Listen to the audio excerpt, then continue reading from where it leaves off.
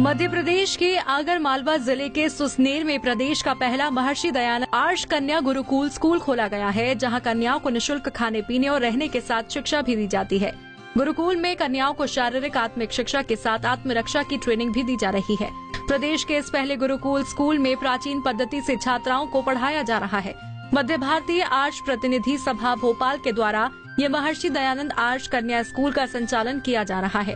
आर्ष समाज वैदिक सनातन धर्म की विचारधारा से समाज में सेवा कर रहा है। महर्षि आर्ष कन्या गुरुकुल को मोहन बड़ोदिया में खोलने का मुख्य आधार छात्राओं को सत्य सनातन ईश्वरीय ज्ञान और वेद से शिक्षा ग्रहण के बाद उन्हें संस्कारित बनाना है। हमें यहाँ पर बहुत अच्छा लगता है।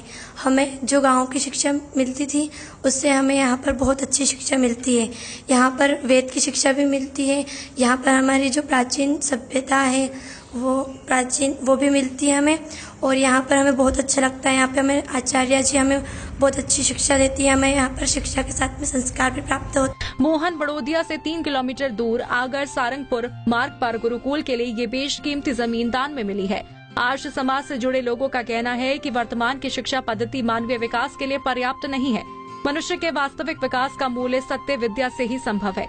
वैदिक विचारधारा ईश्वरीय ज्ञान उसके आधार पर प्राप्त विद्या से मनुष्य का विकास संभव है। अज्ञान, अंधविश्वास, सांप्रदायिक विचारधारा का तेजी से जनमानस पर असर पड़ रहा है। गुरुकुल की बात करें तो यहाँ छात्राओं को खाने पीने की बेहतर सुविधा दी जाती है।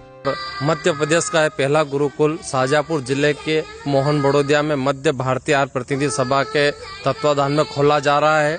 जो हमारा प्रांतीय सभा के प्रधान इंद्र प्रकाश जी गांधी और प्रांतीय सभा के मंत्री आदरणीय श्री प्रकाश जी आर्य के सानिध्य में यह गुरुकुल संचालित हो रहा है। इसमें प्रदेश भर ही नहीं, संपूर्ण देश से दानदाताओं द्वारा बढ़ चढ़कर दान दिया जा रहा है, जो पूर्णतः निःशुल्क शिक्षा बच्चियों को दी जा रही है। क्या किस तरह आपके मन में विचार आया, क्या था?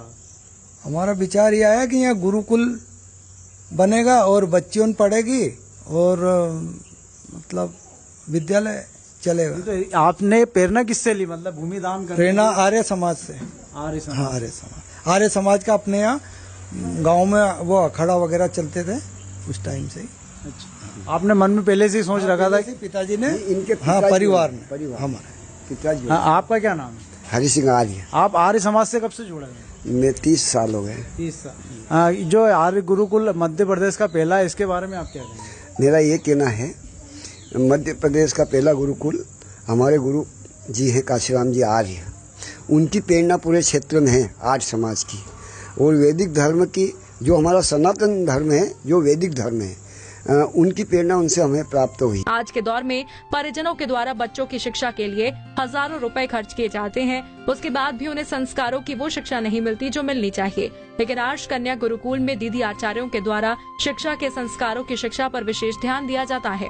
इस स्कूल में प्रतिदिन यज्ञ के साथ शारीरिक व्यायाम, सुरक्षा के गुर कन्याओं को सिखाए जाते हैं। स्कूल में खाना बनाने वाली बाई के साथ प्रतिदिन अलग अलग कन्याओं को मौका दिया जाता है, ताकि वो खाना बनाने के तरीके भी सीख सकें। इसका मुख्य कारण यह है कि जहां पर जिस बात की कमी हो वहां पर उसकी पूर्ति करना चाहिए। हिंदुस्तान में बहुत से गुरुकुल चल रहे हैं, उनके पास में स्थान भी है, पैसा भी है, सब कुछ है। ये क्षेत्र इससे अछूता था, और ये गुरुकुल का उद्देश्य है परमात्मा के उस ज्ञान को घर घर पहुंचाना। परमात्मा का ज्ञान किसी जाति से संबंध नहीं रखता है, किसी संप्रदाय से संबंधित नहीं रखता है, किसी देश से संबंध नहीं इसका, इसलिए वो सबके लिए है, और जो सबके लिए है वही सबका सुख का कारण हो सकता है। तो यहाँ पर इसकी कमी थी, उस कमी के लिए यहाँ पर इसको चुना और उसका लाभ मिल रहा है। अच्छा, कन्या ही विद्यालय खोलने के मन में आपके कैसे विचार आए? मतलब क्योंकि ये मध्य प्रदेश का शायद एक अनोखा मामला है जहाँ कन्या गुरुकुल है, वही कर रहे हैं। बिल्कुल ठीक है, ये मध्य प्रदेश का पहला कन्या गुरुकुल है, और इसलिए कि जो यदि कन्या आगे चल के ये मातृ शक्ति है, मातृ शक्ति यदि संभल गई, क्योंकि माता निर्माता भवती, यदि माँ ठीक है तो फिर बच्चे संस्कारित होते हैं। मैंने यूपी में गुरुकुल है आगरा में, वहाँ से पूरी अपनी शिक्षा पूरी की है। आप यहाँ पर जो विद्यालय में गुरुकुल में शिक्षा दी जाती है, यहाँ किस किस बच्चों को, जो 35 बच्चे हैं, इनको किस तरह की शिक्षा देते हैं आप लोग? देखिए, गुरुकुल और स्कूलों में अंतर होता है।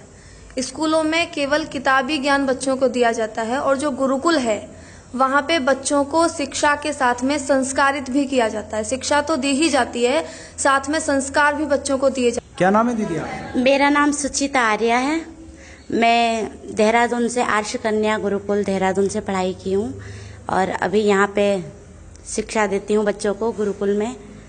अच्छा, गुरुकुल में जो शिक्षा दी जाती है किस किस तरह की शिक्षा देते हैं? देखिए, गुरुकुल में यहाँ प्राचीन शिक्षा के साथ साथ आधुनिक शिक्षा भी दी जाती है। जैसे अभी हम गुरुकुलों में वेद, वेदांग, उपनिषद और भी आर्ष ग्रंथों की पढ़ाई करवाते हैं। साथ में ही जो हमारा मध्य प्रदेश शासन एनसीईआरटी भी हमारी चलती है शिक्षा में जी। अच्छा, इसमें जैसे जो एनआरसीटी जो मतलब पाठ्यक्रम मध्य प्रदेश शासन के, वो भी गुरुकुल में? बिल्कुल, वहाँ यहाँ भी शिक्षा हम बाहर से अध्यापकों को, शिक्षकों को बुलाते हैं और वो हमारी पढ़ाई जारी रहती है हमेशा। आपने देखा होगा कि लाखों खर्च करने के बाद भी विद्यार्थियों को वो सुविधाएं नहीं मिलती, लेकिन महर्षि दयानंद आर्ष कन्या गुरुकुल में संस्कारों के साथ तमाम सुविधाएं भी दी जा रही हैं, जो छात्राओं के विकास के लिए